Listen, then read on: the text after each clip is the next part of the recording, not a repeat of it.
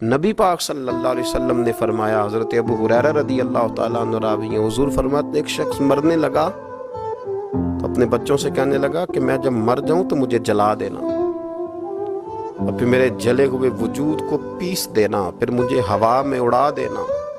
حضور فرماتے ہیں، بخاری میں موجود ہے، اس کے بچوں نے اسی طرح کیا، اس کے مرنے کے بعد اسے جلایا، ہوا میں اڑا دیا۔ اللہ کے محبوب فرماتے ہیں رب کریم نے حکم دیا زمین کو کہ اس کے ذرات کو جمع کرو، زمین نے ذرے جمع کیے، خدا نے حکم دیا تو اس کا وجود پھر سے اسی شکل میں آیا۔ تو رب کریم نے فرمایا یہ جو تو نے وصیت کی تو کیوں کی؟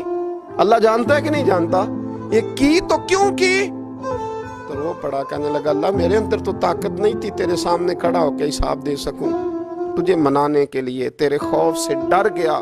نے کہا اللہ تجھ سے ڈر کے یہ کیا؟ تو رب کریم نے فرمایا جا، پھر میں نے تیری مغفرت کر دی۔